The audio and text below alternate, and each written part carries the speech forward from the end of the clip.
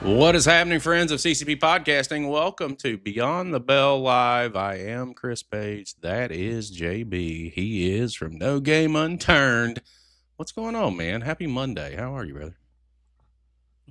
I'm doing good. I'm surviving. You know, Mondays they always have that mixture of gotta work the whole day and then knowing I'm gonna have wrestling events that night. You know, so that always helps balance out the Mondays for me.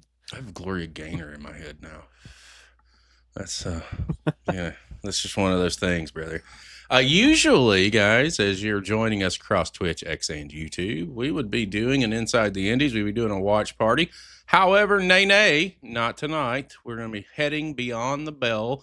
JB, before we get there, sir, are you ready for some announcements? Mainly revolving around July the 11th. What's going on July the 11th? I'm so fucking glad you asked. It is Chapter 6. It is Built on Business in Orlando, Florida. A night of first, man. Let me just run this down. First of all, this guy right there, our heavyweight championship, is on the line as Mims is back in the house to take on our Chapter 5 Victory Rumble winner, Baracco, out of the House of Champions. It is our main event. But that's not all. How about this? First time ever, sponsored by Goff. He is taking care of Skrilla the Great as Skrilla's back at Chapter 6, taking on DMC. Fun fact, DMC asked for this. He asked for this match. He wanted to work with Skrilla the Great. I said, no problem. We'll make that happen. That's not it, JB. Another first-time match. Firestarter Pro Heavyweight Champion Blade Brown in the house as he is taking on the Grand Marshal of the Spandex Parade. Of course, I'm talking about Mikey Spandex. That is going to be one for the ages, but that's not all. How about this? First time ever, we have Matthias, Southern Cal Pro Heavyweight Champion for well over a year now, is going to be in Florida for the first time. And he is going to take on a local legend, if you will. The great smooth operator Terry Kidd. If you haven't seen Terry Kidd work, get ready. This guy blends comedy and wrestling like nobody I know. I put this guy on par with a lot of top tier talent, and I can't wait for you guys to see that. But I've got another one for you, JB. First time ever tag team showcase.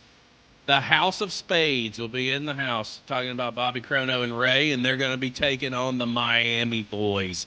It is going to be motherfucking epic on the 11th. What are you thinking as these announcements continue to roll out, brother? You are putting together an incredible show at this point.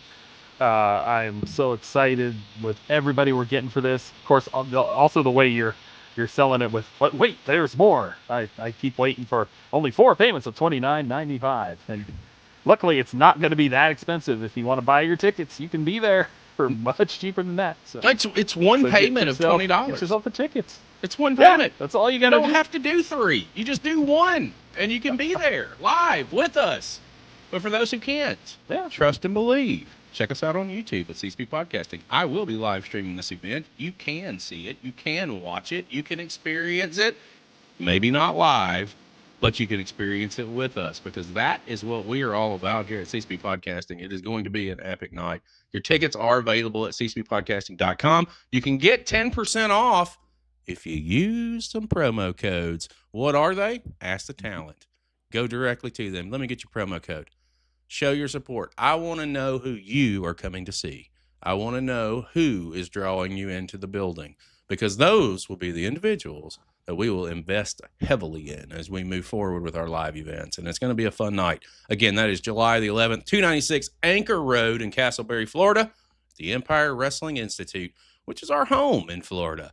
As it appears thus far. It's going to be a fun night. Almost as fun as tonight's going to be. I'm looking forward to this, man. We've got a conversation coming in with a guy that I'm going to keep it 100. I happened to see I'm not even going to call him a friend.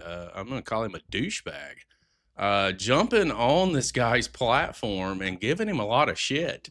And it just made me want to say, what did you do?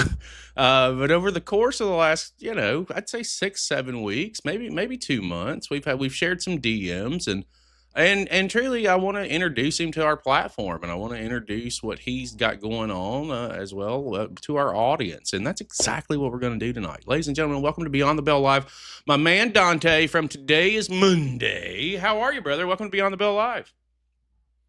I'm doing amazing. Chris, JB, how's it going, guys? Thank you for having me. I'm fucking here, brother. Like that is, it's a Monday. I am ready to talk. I'm ready to have a It is a conversation. Monday.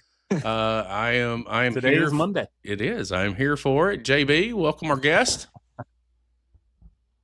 It's great to have you here, Dante. I'm Thank you. excited to kind of have this different sort of Beyond the Bell, because normally, I have a list of wrestling questions that I try to work in and all that. I'm like, okay, push those aside. I'm not going to ask how high you can get your 450s, but we'll get some good discussions in. I'm looking forward to it. Wait, you prepare Awesome. for I'm these? honored to be here. You prepare for this, JB? Oh, I always prepare a little bit. Oh, well. I'm an Eagle Scout. Maybe I'm doing Our that motto wrong. was "Be prepared." Man. Oh, JB probably prepares more than me. That is a good point. What's my happening, podcast. UK Paul over on Twitch? Hope you're doing well, brother. Dante, as I said, man, at the top of the show, our paths crossed through an Ennis in Florida.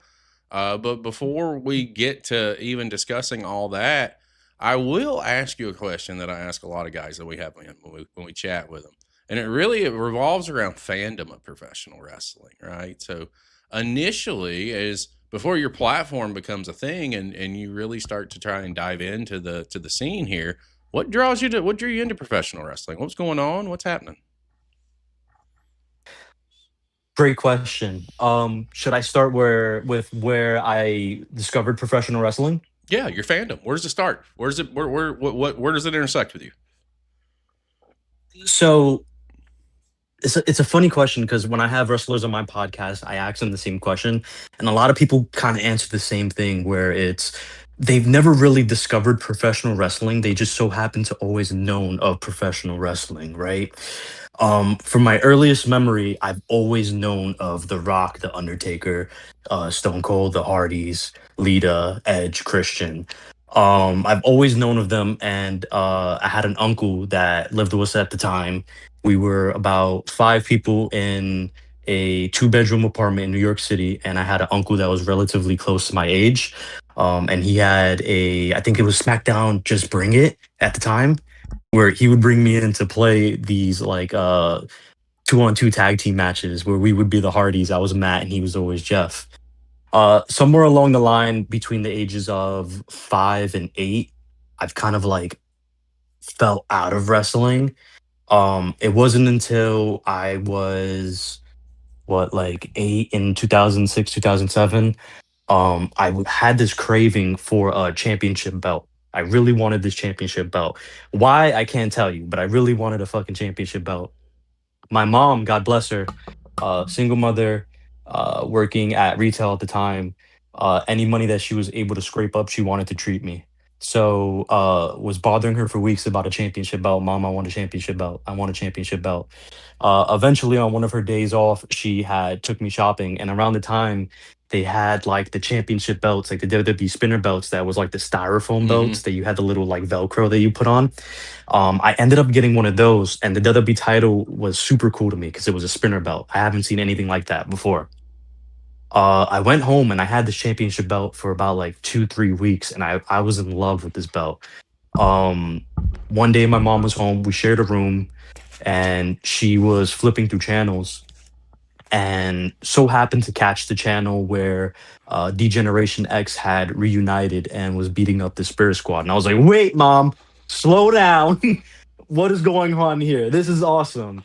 That's some sick belts, Chris. You talking um, about so championships, buddy? You know, yeah, and then JB's got his slung over gorgeous. his shoulder. Yeah, yeah. I'm The old big as gold shit. belt, huh? Yeah. I gotta have the What is it? The old. NWA? Yeah, man, that's Yeah, the old 10 pounds, yeah. brother. And then the winged And the eagle was Wing always the Eagle. one I grew up Yep, with. So I was like, I gotta have yep. them. You want to talk about having belts? There you Sick. go, buddy. Yeah, dude, sick. So after seeing DX Degeneration X just like kick fucking ass and just like wipe the floor with Spirit Squad, I was like, you got to leave this channel on, mom, please. Fast forward throughout the night, John Cena had came out, and John Cena was the WWE champion at the time. He had the same belt as me. So that was that connection right there where it was like, I don't know what had happened. I don't know if it was a message from the divine. But at the same time I was wearing the belt, this man on TV had came out with the belt. And from there I was just hooked. It was something that me and my mom had to look forward to every Monday and Friday because she was always at work and I was always with my grandmother. She was a young mother at the time. So she was always working to provide for me. And Monday Night Raw and Friday Night SmackDown was our show to bond and connect over. Also, my grandfather was a wrestling fan. So was my grandmother. And we would come into my mother's room every Monday and Friday and watch wrestling together. And then from there, I was hooked. And I just went full nerd. My mom, again, to do anything to keep me happy, she invested in the WWE magazines for me. She invested in the kids WWE magazine. She got the pay-per-views for me, and then I did a little bit of my own history, and that's when the DVDs were out at the time, when they would sell you the Mhm. DVDs from the like magazine or the commercials. And I would get the history of the Undisputed Championship. I would get the history of the Hardys and D-Generation X and Ultimate Warrior, Hulk Hogan. That's when WWE Studios, they were really trying to be a movie production team and they were really pushing WWE Studios. Yeah. So I Yeah. was just this kid who was just like digesting all this wrestling before my time. And just ever since then, WrestleMania 23 was the WrestleMania that hooked me. And that long answer short to wrap it up was just a kid with his mother who wanted to get a championship wrestling toy and then got to see my hero. And that's after that, it was I game. I used to say that I couldn't see John Cena, but now I don't have a choice because he follows on social media. So it's Oh, sick. so now we have to see him. Yeah, you know that platform Heck yeah. that's a dead platform? That was before it was a dead platform though. So Yeah. Yeah. Yeah. Yeah. Yeah. it's on one though. It is on Wow. one. So I can officially see him on one platform. Other than that, I don't see him. Chris, we got to get him on the other platforms, I man. We got to mean, see him on the other platforms. that's his call to make. I can't force anybody to follow. I can just say, please, like Yeah, he's missing out. that's about all it is. I do like the fandom. It sounds like it started ruthless aggression era, or late. Yeah. Because when DX reunited and went after the Spirit Squad, like you talk about a lopsided fucking storyline. That was that was ridiculous. How do 5 guys beat 2, or 2 guys beat 5? I should say. How can 5 guys not Yeah. beat 2? Is probably the better Yeah. question there. Like I don't care what 2 you are. It was on the tail end of the ruthless aggression era, so I was still getting blood and they were divas matches, they were brawl and panties matches, so it was definitely right before the PG era. So my Yeah. young mind was fascinated for sure. I'm sure it was, but I mean, for me, this may get me heat. I don't give a shit. I've never have. I was not a fan of how they treated women's wrestling in the Attitude Era through the Agreed. Ruthless Aggression Era. I truly think that we as fans missed out on what could have been some really quality wrestling. Like, here's an example. Agreed. How do you have Gail Kim on your roster twice and not know how to fucking use her? How does that happen? Right? Like, to me, Gail Kim's one of the greatest of all time. I think she's horribly, criminally underrated as to what she could do inside that ring. And if you look at her work in TNA, she showed you. You know what I mean? So it's just like, that's the only downside, right? For me in that era and that time. But they thank God they fixed it. And today, like, we see a lot of tremendous women's wrestling. I think there's a lot of women out there who can outwork the guys. I think it's that. I agree with you wholeheartedly.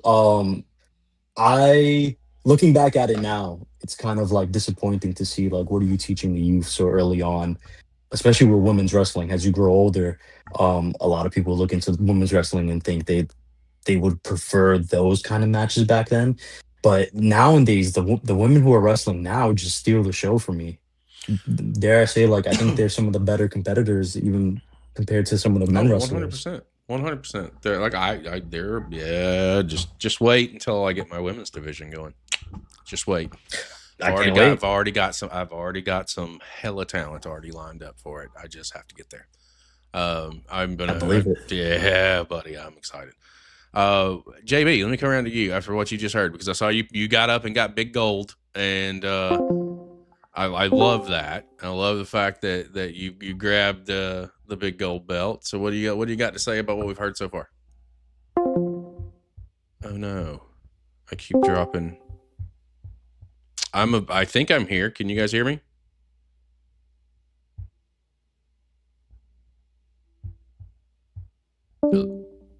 Hello. Oh no, we got like 9,000 things going on. Did Discord just like fuck up for you guys too, or was that just me? It did. I thought It did. Okay. it was just me. Happening. Well, we're gonna hold on 1 second. I just want to make sure that we didn't go down anywhere else. Sorry guys, anything can happen when you're fucking live. You gotta bear with me. As long as it wasn't just me, because I've known it to go down for just me. Yeah. Once or Usually twice. it's still going. Yeah, we're still good. We're still live. JB, so what I'll do, in post, I'll cut that out and switch stuff around and make it look all nice and pretty. But I want to come around to you, JB, and chat a little bit about what we've just heard. And of course, you got up and got the big gold belt, which is obviously your favorite championship. And I know that because I asked you and said, sir, give me your favorite championship. You said big gold. I said, give me an address. You gave me an address, and I said, it's on the way. So everything that we just heard coming in, late ruthless aggression, et cetera, et cetera. Yeah, I mean, I went a similar path. I've mentioned it before, where my grandfather was the one who got me into wrestling. Now, slight age difference here because I was in the Hogan and Warrior and that era. So slightly different, early Royal Rumbles, rooting for Hacksaw. And my granddad loved it. And, so that's how I got into it. And I kind of took a similar path where I was out of it for a little while, and then I came back in, and then I was out, and I came back in. And, now I just love the independence. That's where I am now. I'm just always trying to check out the next up and coming talent that's going to blow up everywhere. Facts. For me, I checked out of the mainstream pre-COVID, and I just never went back. And just, I read the results nowadays, right? Don't get me wrong. I still want to know what's going on. I still want to be, within the conversation and to know if somebody was to ask me, at least have an idea. But I won't sit through it anymore. I won't sit through the WWE. I won't sit through AEW. I'll sit through an indie all day, every day. And when we started the platform, which is pretty a good segue, so you can get a little bit of information about our platform, and then we're going to talk a lot about yours, because I think it's always interesting when I get DMs from people about asking questions about the platforms and how to be successful or how to even get something started, because that tells me that you've seen my platform and the way that we operate here at CCP Podcasting, and you see that we're doing something right. So when we started this thing, we're going on 3 years at this point, I would imagine, and maybe 2 to 2.5 solely independent. When we started the platform, it was the old school stuff. We were watching WWF. We were watching WCW. We were watching on Twitch. And I was just like, yeah, I like this. I like reminiscing about it, but I need more. But I don't want more of that. And I got stoned and threw a dart at the map. And it landed in Australia. So we found a random independent show. Riot City Wrestling. Won't forget it. And watched that one show. That one show, we fell in love with 7 people on the roster. 7.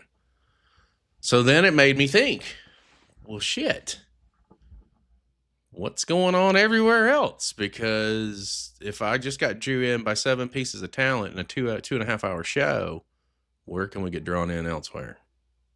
Then the UK, then more in Australia. We start watching and start literally watch parties turned into spotlights, spotlights turned into down the rabbit holes have now turned into beyond the bells and inside the indies, and it's a whole thing. It's a massive, the independent scene is so fucking great right now. It's unreal. The talent level is sick. At what point, when do you really start thinking about putting a platform together?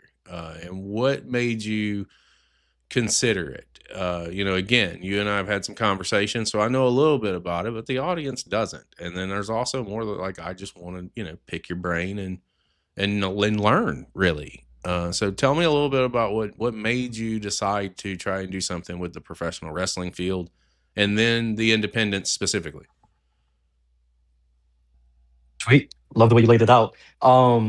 If I were to rewind a bit back before I even considered professional wrestling as my primary focus on my content creation, I've wanted to be a content creator.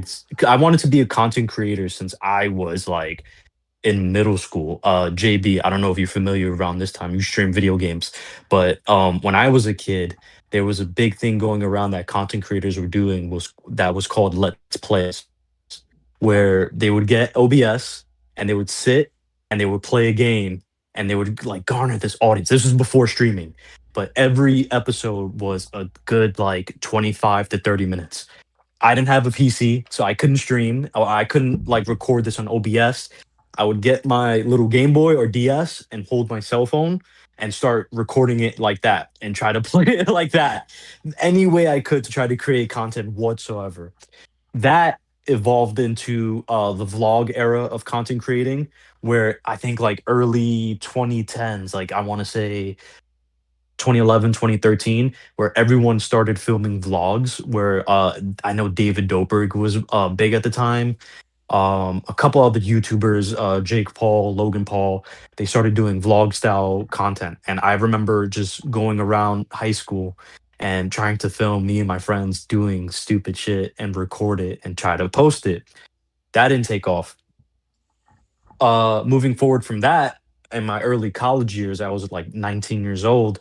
Another thing that was popping off were like these self-help confident tutorials where you vent and you speak about your problems and your issues. So I'm 19 years old with barely a hair on my fucking chin talking about the troubles of life and anxiety, like not knowing what the fuck I haven't even started life. So I tried and I couldn't get into that. And then that's when reaction content came in, where you would sit with a group of buddies and you would watch Mm. content and you would pause and you would give your insights.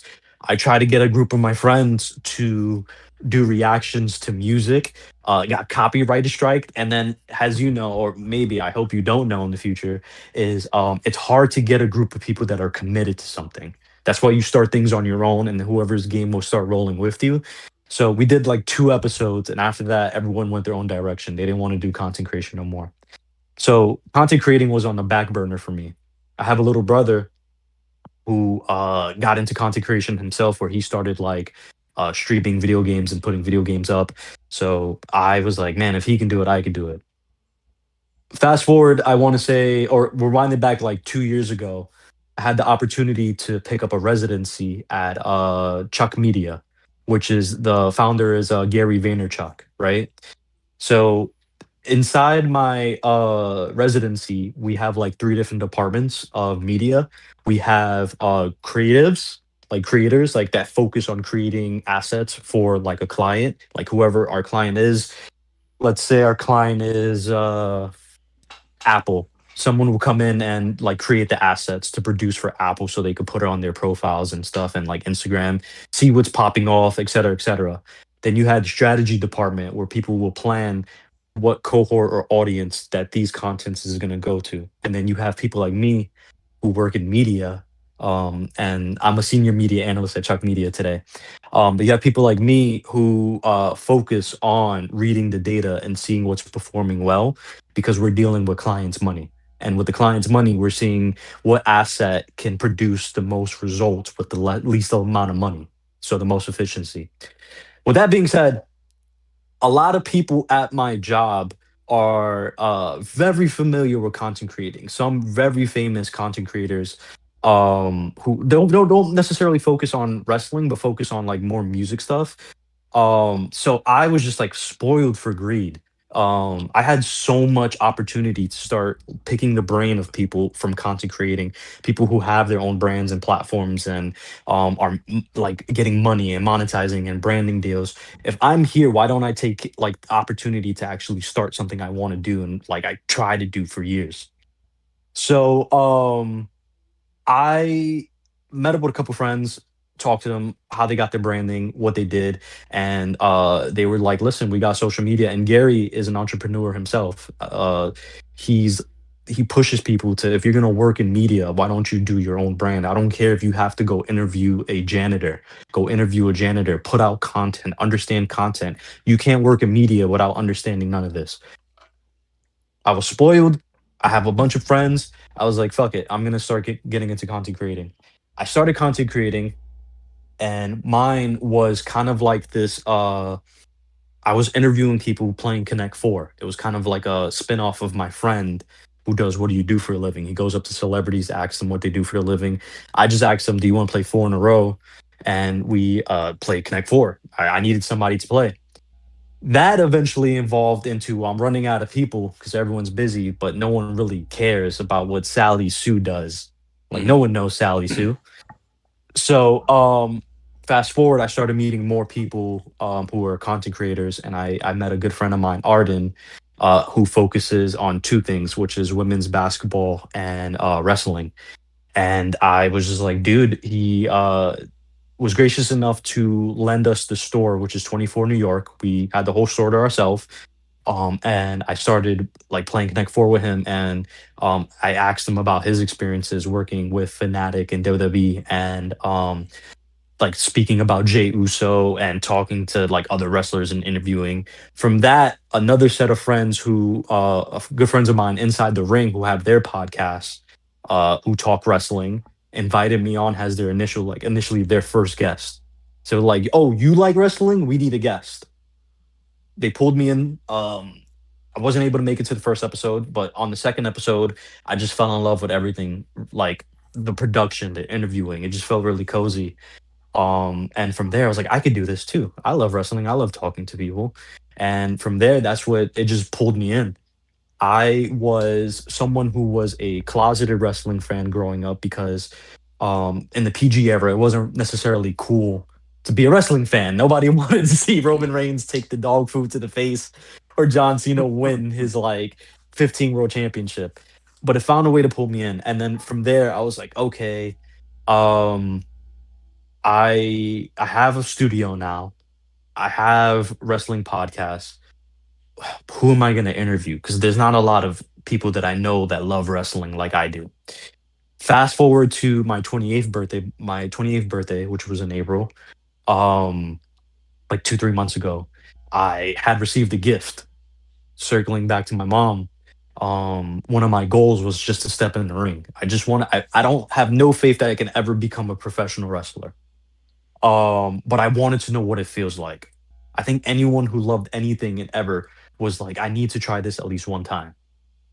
So I got in the ring, and she introduced me to Jorge Intercity Santi, who is the franchise champion at Battle Club Pro.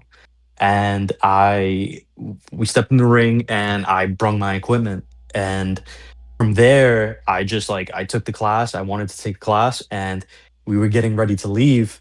And I was like, I gotta ask him to suplex me. Hmm. Saw I that. have to ask him to suplex me. I need the content. So he ended up suplexing me, and I seen that suplex video scaled really well. I've come to notice that people who are not familiar with professional wrestling or don't watch, are very casual, like just know about like Stone Cold and The Rock, do enjoy professional wrestling content, whatever it may be. If they see someone get suplexed, it's funny as shit. So they're gonna watch it. So from there, that evolved into, well, I had an interview at a studio. Santi, I know a studio. You want to come with me and tell me about your stories? It went so well that Santi had recommended me to other professional wrestlers. So I was able to meet Prince Ahmed. I was able to meet Abraham Khan. I was able to see a my first independent match, event, and I was able to meet more people. And it was like a rolling effect. Like I really believe in things that are meant to be are gonna happen. They're gonna pull you in, no matter how hard you try to avoid it. It's best to swim with the tide than to swim against it. So, like, long answer, wrap it up is like it was a journey that pulled me into there, and then I was like, if they can do it, I can do it. And they laid out the blueprint, and I'm just writing my own. You know, the difference right now for what I'm hearing is like you dive into the metrics, but for me, I've always been a guy that just I don't give a fuck about, like, for me, Yeah. as you know what I mean, like, because I'm the Yeah. anti-algorithm. That's what I am. That's what I consider Yeah. our platform, is because I don't. You can tell me Instagram post 3 reels and 7 pictures this week. You want me? I do 7 posts a day. How am I supposed to decrease 7 a day to 10? You know what I mean? To 10, like to what, for 10 a week? You know what I mean? Like I can't do that. I got too much. There's too much here. There's too much Yeah, going you're doing on. it right though. You're doing it I right. The more content that you see. have in circulation is And what definitely, what I yeah. get now more than ever is I get the I call them the troll DMs. It's the, hey, I see Yeah. your platform. I went to your page and it's you're doing great here, but you're not here. We're here. Let me help you. I'm like, bro, I don't you don't get, for me, you don't get it. I'm Yeah. about organic. Oh, When you talk and about, yeah, God, yeah. you talked about Yeah. how, like, because I think why we are so successful is, I've said this 1,000 times, is our authenticity. Because at Yeah. the end of the day, when I started this thing, it was me and 2 other cats.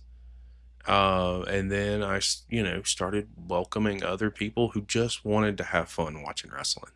And like for them, I Yeah. would be like, "What do you want to watch?" Like, Yeah. "What do you? Let's watch what you want to watch." And then it just kind And of steamrolled. But at the end of the day, I say that to say this is, like, I always tell the troll DMs, I'm like, brother, here's what you don't understand. I yeah. hear what you're saying, but I don't care, because my Yeah. audience is different. It's We're connecting on different levels that's real. And to be Yeah. fair, there's a lot of stuff that's manufactured, and I would rather know, and maybe it's just me being an old fuck. This could be very well be it, but I would just rather know that, hey man, I didn't expect shit to begin with, but yet now here we are. And Yeah. the flag's planted on every continent. Yeah. But Japan, And fuck you, Logan bless Paul. you. Bless you, because a big important part that I forgot to mention that you alluded to earlier is before I even got a chance to like meet and interview Santi, you granted me the time to speak with you, someone who's really busy. I think we talked for like 30 minutes to an hour, and you gave me the advice. You were like, dude, listen, there's so many people covering WWE.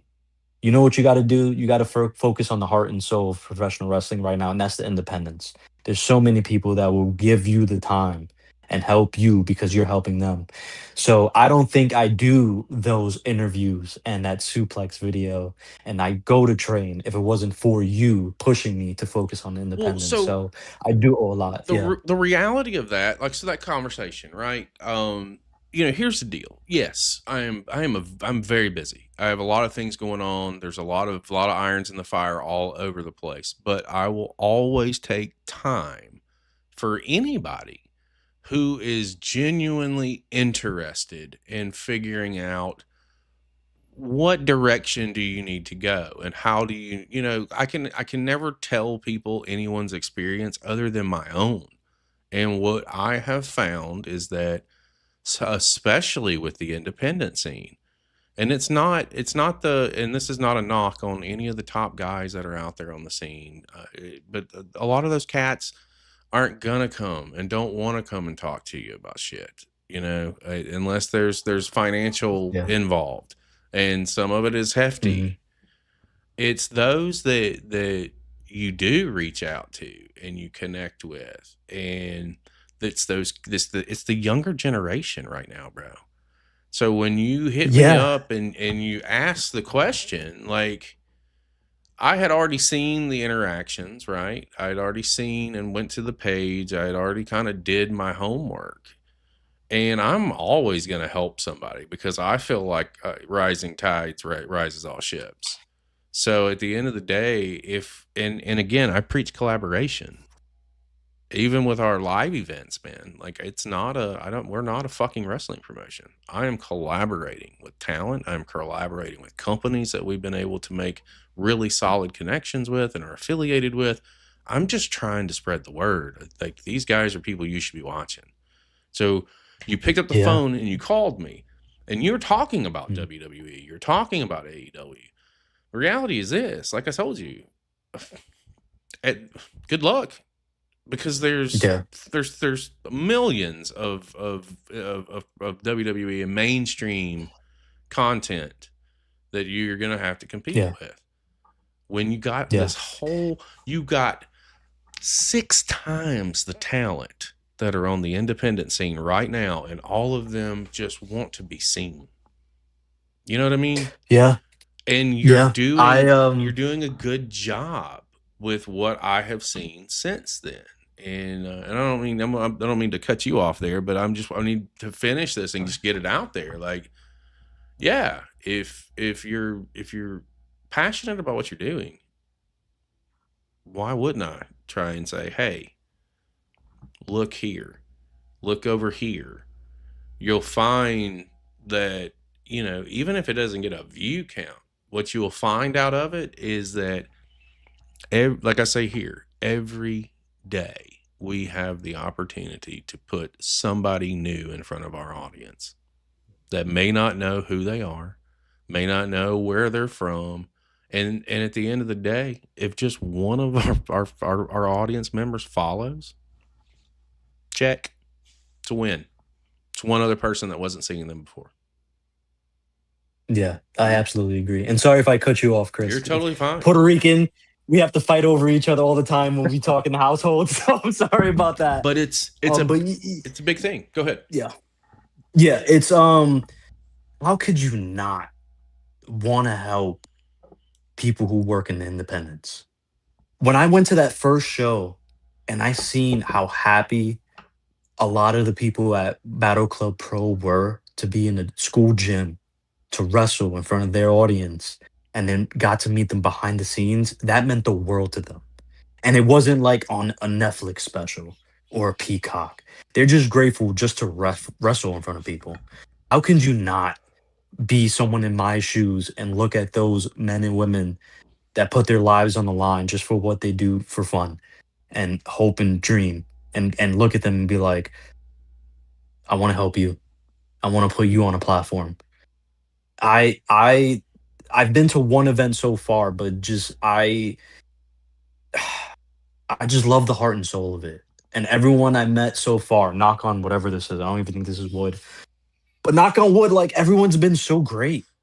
Everyone has been so caring and everyone wants to work and collaborate. And I'm down for that energy. I don't have that time for the big egos and the big leagues. And it's like, well, we'll catch you later, kid. I want to do fun shit. I have a lot of things in the pipeline where I want to introduce wrestlers in a new light. Like I want to do watch alongs and I want to do like wrestler haunted houses and wrestler. I want to be like the Mr. Beast of independent professional wrestling.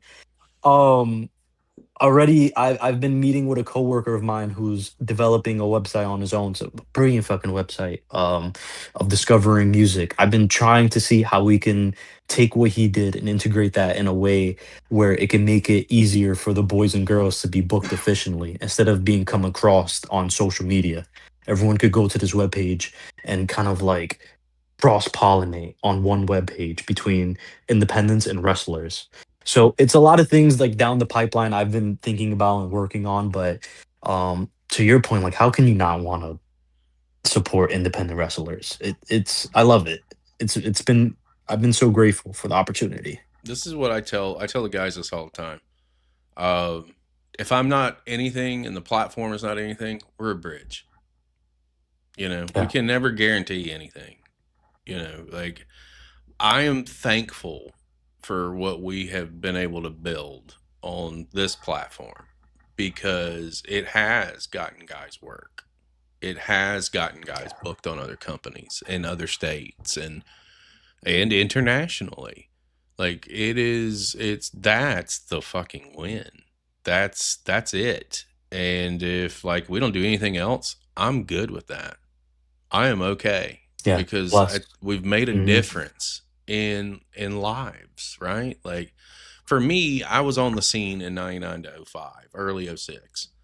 And when I left professional wressling, I didn't like the state that it was in. I know how I was treated. I know how promoters, you know, I'm not gonna say all promoters, but I know how promoters operate. I know that they're what the bottom line is and what it really is. I know what they'll tell you, and I know the truth. So for me, it's like we have all this. I mean, like I said, every continent, I think there's close to 70 different companies and promoters and bookers that we're affiliated with. Why not use it? Why not, you know, again, can't guarantee shit. I can say, hey guys, this is what I know. This is what I've seen. This is what they're capable of. This is who I think they can work with you and in your company. If you want to go that route, right? Can never force anybody to do anything. But you should see the look on the faces, man. You should see the look on the faces when, you know, I call somebody or I FaceTime somebody and I say, hey man, I need you to follow this company now. They want to work with you. Put that together. If you don't get a response, let me know and I'll connect you directly with a direct DM because I don't like meddling in the affairs. I'll just say, y'all hook it up and do you. JB, let me come around to you, sir. Oh, I mean, it's all about the connections, and that seems to be what's going on and what's happening with that. I don't know how your connections are going at this point. It seems like you're pretty new to building up the connections at this point, but I've seen several of your interviews. You've done them in person. Are you planning to keep those up and keep trying to meet with everyone in person? Are you going to start doing more interviews like this where we can get around the world? Are you going to be traveling? I'm kind of curious what your thought process is on how you're going to continue to meet the independent stars of today. JB, great fucking question. Yeah, I don't know if it's like undiagnosed ADHD, but I'm the type of person that once I get into something, I need to see all of it. To see something the right way, you got to see it all the ways, right? I'm trying to slow that down a bit, and I I'm focusing on the independence in New York because that allows me to have people in studio. So Battle Club Pro is like a small independence that I'm looking at. I'm getting a couple interviews in. The next I see it in my vision. The next place I want to go to is ACW.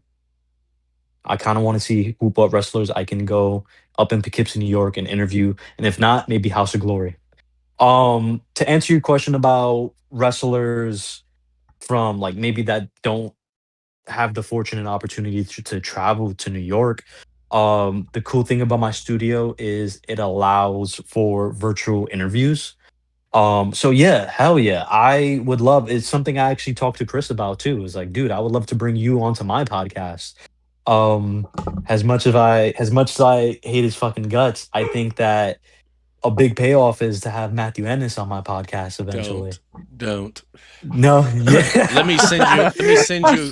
I tell you what. Let me send you a couple of links to appearances on this podcast, and then you tell me if you want to waste your time or energy. Here's the thing. So, Here's the thing. I was cool and I was great until that fucking name got brought up. This motherfucker is kind of the way that I saw you. And I saw an interaction and I saw him do what Matthew does and try and be a fucking cyberbully. Let me tell you something about Ennis. For a dude who says he hates my guts, right? and can't stand the ground that I walk on and wants to put hands on me. I have been in his house, in his face, inches from his face. He didn't do a fucking thing. He has been in my house, and I have been in the ring with him, and he hasn't done a motherfucking thing. So here's the deal with Ennis. Fuck Matthew Ennis. That's how I feel. But he attacked You know what? you. I second that. He attacked you. I don't know what's wrong with him. I think someone who's demanding respect definitely screams insecurity. He whispers respects me, but screams I'm a little bitch. So I don't know what it is. I think he knows he can get away with the things he's been saying to me because I'm not a professional wrestler. I'm a very small man from New York who works in media. For my birthday, he actually reached out and went out his way to say, I hope you had a horrible day. What an asshole. You are not a professional wrestler, and I understand that. I am, though. Read between those lines. Yeah, I do. I don't know if it was divine intervention, but I heard sirens in the background. Maybe that's a sign that you need to put his ass in the hospital, Chris. I've made no bones about it. Here's the deal. I've dropped 20 pounds since January. Bless. I'm dropping another 10 to 15. And at that point, I won't be game shape, but I'll be in much better shape. And I've already laid it out there. If Ennis feels froggy, then all he has to do is jump. But here's a caveat for that. Say I do step back into the ring. And it's funny because you were talking about the suplex earlier. I'm going to tell you a story that happened at Chapter 5. Nobody saw it, minus the guys that were in the building. Right before we opened doors, a piece of plywood under the ring broke. So we had to scramble. And the guys at the building, fantastic job, had everything right there ready to go. We got everything situated. We opened a little late, but that was because before we opened the doors, the gentleman who owns the building was walking over the repair. The canvas had been laid back out, the aprons put back up. He's stepping around, he's doing his thing, and I rolled into the ring, and he was like, "What are you doing?" I was like, because he was walking out, and he's like, "We're ready to go." I said, "No, we're not. I got 26 guys in that locker room right now. And if you think me knowing what transpired and that a piece of plywood broke, that I'm not going to be the first to take a bump on it, and I haven't taken a bump in 2 decades." Wow. Then I said, "You're sadly mistaken." And I did. And I just had to make sure that everything was good to go because I could not do it, right? And I say that to say, at Chapter 5, I also got into the ring for the first time in 2 decades. And it's all coming back to me now. I want to say this. Yeah. If I step to the plate, what are the odds of you being in the house? Because I'm going to need somebody in my corner. Say when. Say less. I'll get you dates, possible dates. I was already aiming for quarter 3, quarter 4. It'll be late. I'm not going to be stupid about this. I know what I need to do. I was a heavy smoker. I've quit smoking.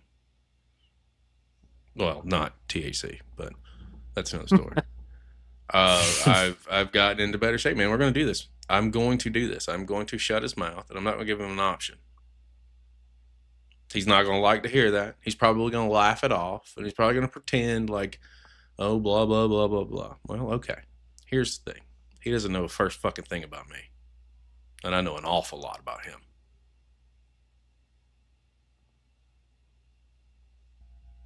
Fuck Matthew Ennis. That's the truth. So. But divine intervention. That's what brought us together. Can you, that's about the only good thing that Ennis has ever done since he's been in my life whatsoever. Has brought me Dante. Yeah, that's something. Yeah. Fuck Matthew Ennis. So I do want you to know this. When I saw your post, because you did throw another post out there. We happened to have a show on that weekend, and I think you were doing it for all of his posts. And you're like, please, can we get an Ennis chant or something? Matthew, I got that for you. I think it was at chapter 4.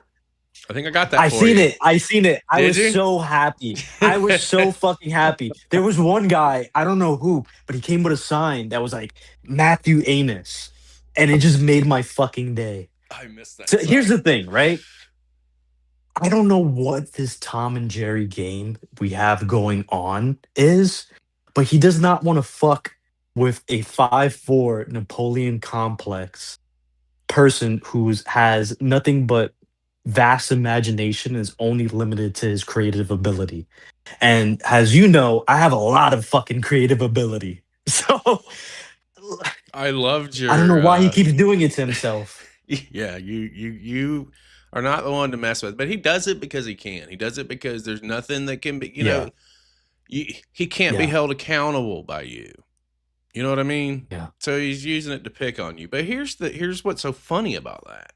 For a guy who's been doing this for 12 years, so he'll say, at least 10, I don't know.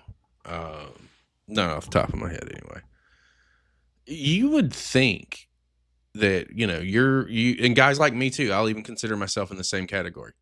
We're low men on totem poles. Why would somebody that good punch down? That's what I'm saying. I'm going to I tell have you no why. idea. Because he ain't that fucking good. If he had it, he would have got signed when he had the opportunity to be signed. He ain't got it.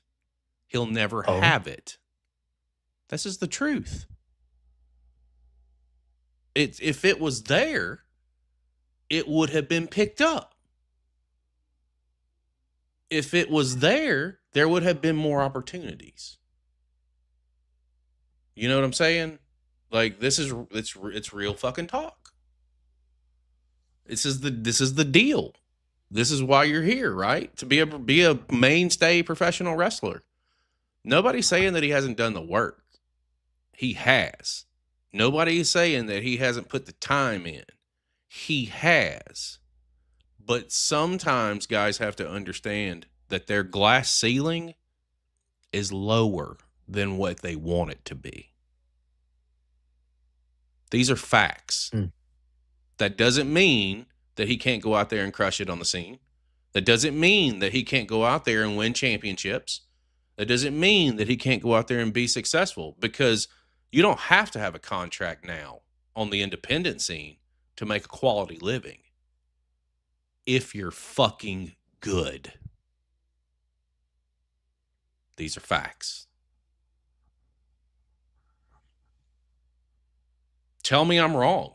Somebody tell me I'm wrong. I haven't heard a lie yet. I know he's going to see it, and I know he's probably not going to be happy. I got to see him in a couple of weeks. Not because I want to. I have to. He's going to learn, man. Like, he really is going to learn. It only goes so far, right?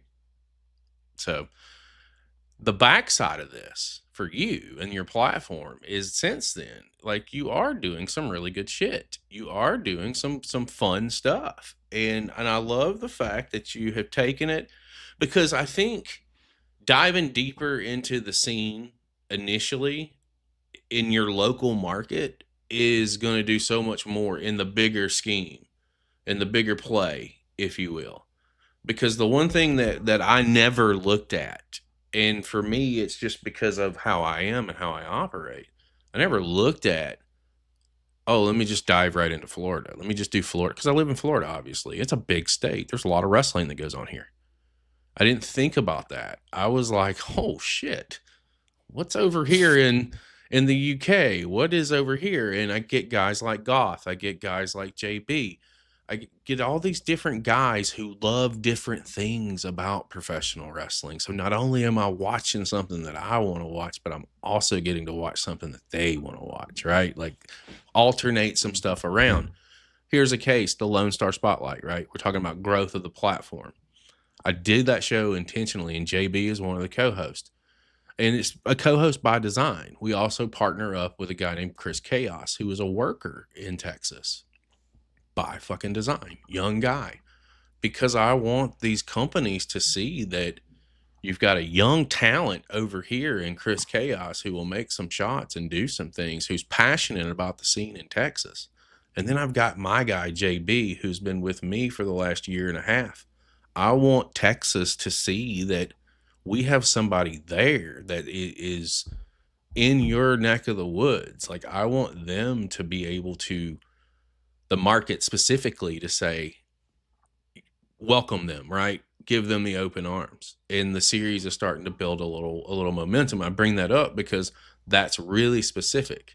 And with you starting in New York, you're going to get roots in with some of these other companies that are there. I can give you two as soon as we get off the air that would say, come on, no, in New York, no questions asked right now.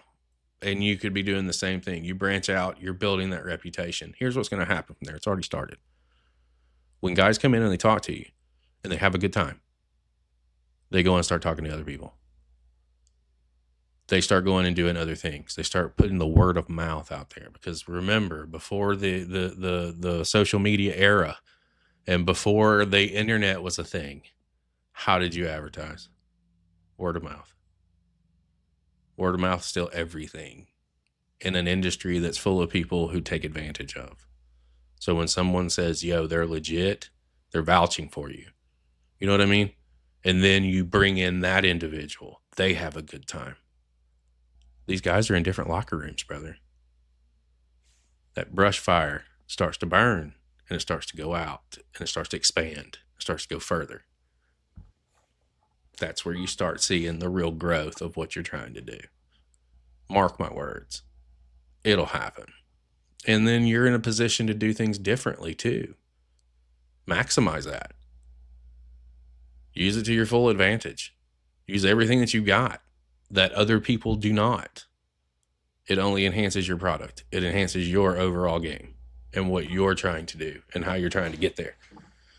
So I want to ask you this, because your platform is not even a year old, brother. You're only a couple of months deep at this point. Where are you trying to take it? Where do you see it going? And obviously getting out there and getting to these companies and getting content is crucial. I don't ever leave and go to a show without a camera. I'm taking all kinds of shit. So where do you want to see the growth over let's say the next 6 months, right? Let's think, not far down the line. Let's think about the second half of 2026. It's a great fucking question. Wow.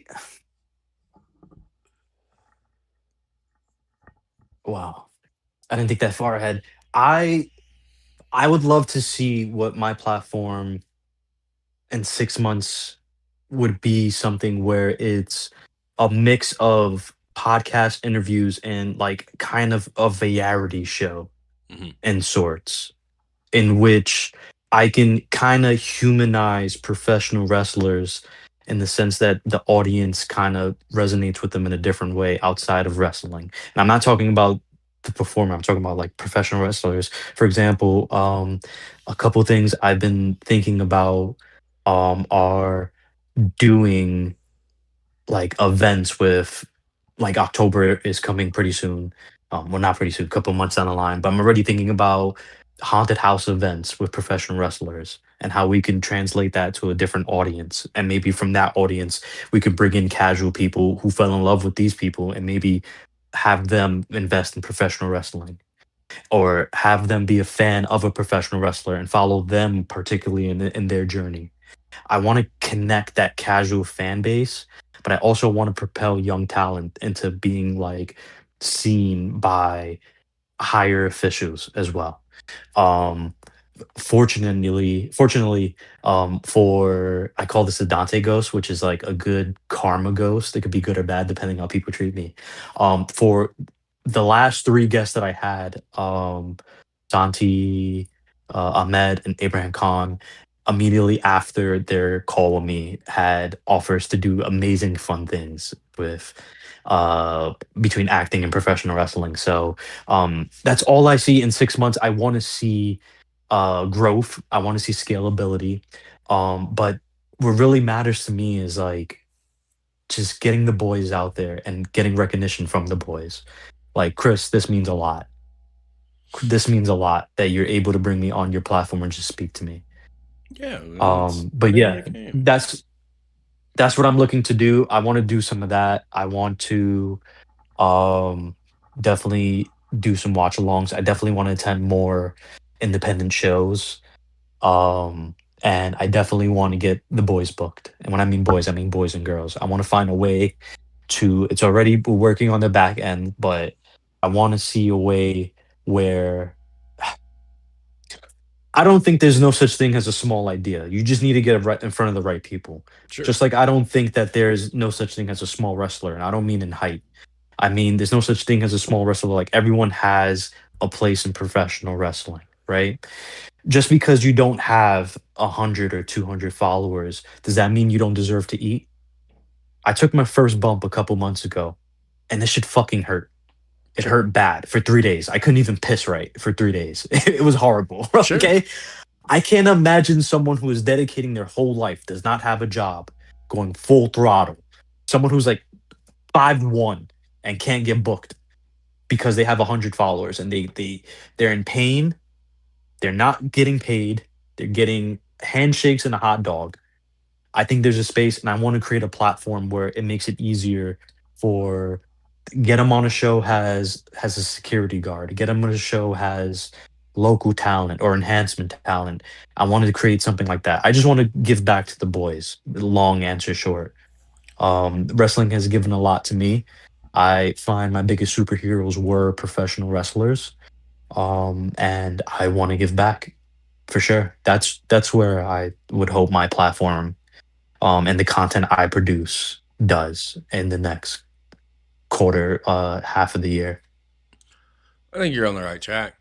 I mean, this is all we're doing is making the relationships with the companies and then saying, "Hey." And that's the same thing when I build my locker rooms for live events. Like again, I'm thinking different ball game than a lot of other people are when they're putting on live events. I'm thinking about, okay, I know I have a lot of local talent that I can pull from really at any time. And also we have the ability to where we can bring in, 4 or 5 guys a show depending, but with those guys that I bring in, I make sure that there's connections there. Like if we have there's maybe a couple of people who own companies who also wrestle and do other things, and ultimately I put all these people in one locker room so they can network with each other. Again, they're not going to like everything they see, but I bet you they're going to like a couple of them, and I bet you it'll make a difference there. So it's the same ball game. It's more of a how do we get to the finish line? But again, too, if it was easy, everybody would be doing it. And that's what's, I think another thing that separates us to a degree is I don't know how many others, and I still consider us a small platform. A smaller platform like this do the things that we're able to do right now. Do you know why, Chris? I don't, because I didn't expect any of it. Yes, you do. You do know why, because you said it earlier. It's because we're authentic. Yeah. I mean, that's the biggest piece of the equation. It's like with our Beyond the Bells. I get guys all the time. They're either nervous or they're, not knowing what to expect. And I'm like, dude, just, relax. Like, you're going to get 4 questions on this entire show. I guarantee you, just 4. And the rest of them are going to be ad-libbed. It's going to be as we're talking. Like, just, you know what I mean? Like, I think I've done this long enough to know that to steer a conversation to make sure that everybody's okay. And if you freeze, don't worry. I got you. We're going to pivot out. We're going to go somewhere else. It's, we're live. You don't ever know what'll happen. That's the other beautiful thing too, is like, I don't know what we're going to see or what I'm going to see, because half of it's reaction, right? And then the other piece of it's conversation. I don't know who we're going to talk to really. Like I do limited homework because I also think that on the backside of that, if you prepare for a conversation 1000%, then I don't feel like I'm learning anything. I Yeah. need to Yeah. It's learn. something I'm learning too. I need to learn from the conversation. I need to be like, oh shit, that makes sense. Or, okay, can you elaborate on that? Because I'm not connecting that dot. That's the worker side of me, right? And that's how I called it in the ring too. I didn't have 9,000 spots. I was not that guy. Nope. I'm gonna listen to the crowd. I'm gonna feel the energy, and I'm gonna go where the crowd takes me. But it's it's all a piece of it. It's so crazy, and you're gonna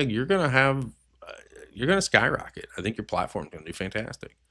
It's another reason why I wanted to have you in here, because I think that some of our audience, when they see all this stuff clipped out and they see all this other cool stuff that's going on, and really go over and look at your platform and just see that it's just starting.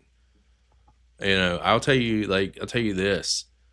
The beginning of 2024, in January of 2024 to be exact, the Instagram account that we have now had less than 100 followers on it. Mm-hmm. So in a year and 6 months, we broke 2K. And that's authentic growth. You know what I mean? Like, I'm always a guy. If you see it, you see it. If you don't, no problem. Because the people that are going to see it are the ones that are the real ones. Those are the ones that are getting something out of it, right? And that's always been the driving force. Always will be the driving force. You're in your side of the equation? Yeah. You continue to branch out and continue to start locally and build that circle. And in a matter of time, that circle, that small circle, is going to turn into the fucking East Coast. Then the East Coast is going to turn to the Midwest. You know what I'm saying? So, I can get you anybody down here. It's just say, hey man, who can I talk to? You got somebody that I can do a virtual show with? I'll be like, yeah, here's a list. Any one of these guys. Send them my way. Yeah. I would love it. Anyone Send that them does a my way. live event with us is pretty much hey man, can you do that for me? And it'll probably be, yeah. I don't ask the guys to do a lot. Even at our live events, I tell them all the time, listen, I'm not here to put your match together, and I'm not here to babysit. You're here because I know what you're capable of. So I need for you to show me what you're capable of, and show the audience, and show that camera, more importantly, because the people who are watching that camera are the ones I'm trying to get you to impress. And it works. And they go out and have great matches. So I'm waiting on you to do a live event. And we're going to mark the calendar when it happens, because we'll be in the house. I'll bring this guy and bring my champ. And we'll come up there and have a good goddamn time. And that door, talk to the people at Battle Club as well. I'm trying to fill a couple of dates. So it's not hard right now to make some things happen. I'm excited. I'm excited for what you got going on. Thank you. JB, what you want to say? You got anything else you want to ask? I mean, it's looking pretty good at this point. You've got a nice build going. You've got stuff that we would love to have, virtual studio. So you've definitely got some stuff you can work with. It's not just a virtual studio, brother. Like, it's a sit down. You can go up and sit. You can sit down and chill and have a conversation with it. And that's something that you have that a lot of people don't. And that's what I say you need to take advantage of. So, I told you there's at least 2 other companies right now in New York that, I don't know what that looks like, travel, et cetera, but I know there's 2 opportunities right there. And I know one of their champions is coming to one of my shows in September. So, yeah.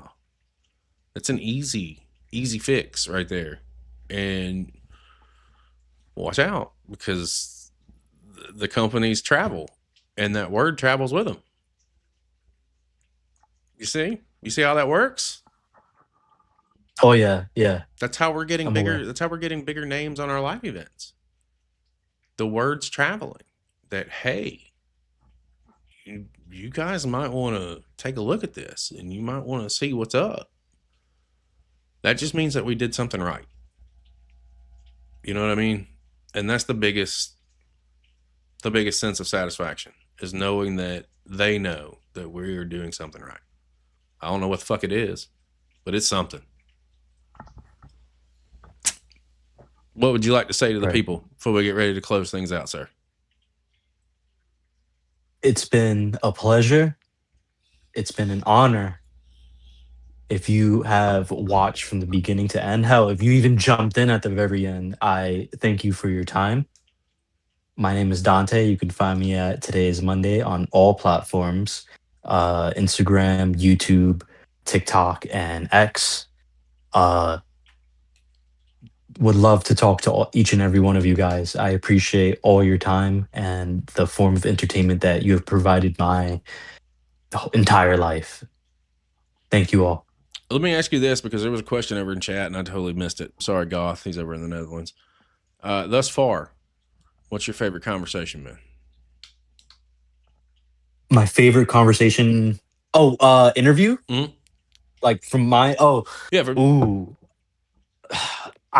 Maybe it's recency bias, but um, Abraham Khan is my favorite interview thus far. It's the first time I was able to get a guest that was like, I don't know how it translates on camera, but when we were sitting on the sofa and he was talking about his journey pursuing professional wrestling and having to work two jobs because his dad was sick and he didn't have the money. The first time I've seen someone get emotional on my podcast. And I love real when conversations invoke real emotion. So my favorite conversation thus far maybe is recency bias. It's my latest video with Abraham Khan. I highly suggest that. It gets emotional.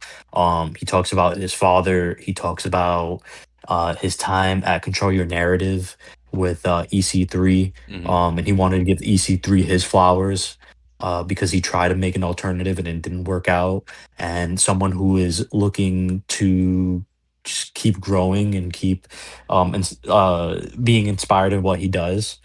So yeah, that's been my favorite conversation thus far. So I definitely recommend checking that one out. It gets really emotional, but love the other two I've had as well with Inner City Santi and Jorge Inner City Santi and Prince Ahmed.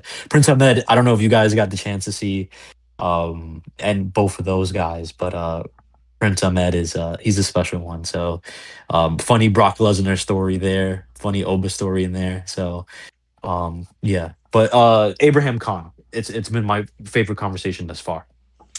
There you have it, Goth, and yes, this was definitely the feed the bottle to baby Ennis, Paul. You're 100% on that.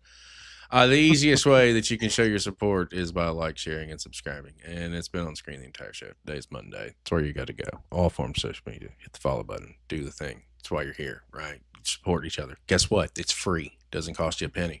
JB is over at No Game Unturned. You can catch him just about daily every afternoon or maybe into the evenings over on his Twitch platform, streaming his heart's content to all gaming that is a part of whatever system he's working on now. And if you're not following us at CCP Podcasting, I don't know why not. I don't think there's a platform out there that has their fingers on the pulse of independent wrestling all over the world like we do, and we bring it to you each and every day right here live across all of our platforms. We couldn't do it without each and every one of you, and if you're in the area in July, keep in mind July the 11th, it is indeed Built on Business, and it's going to be a big night with a lot, and I mean a lot, of first time ever matchups that we will have the honor and privilege of hosting and going to look forward to it. Tickets, ccpodcasting.com. For my guest today, Dante, for JB from No Game Unturned, I am Chris Page, and we will see you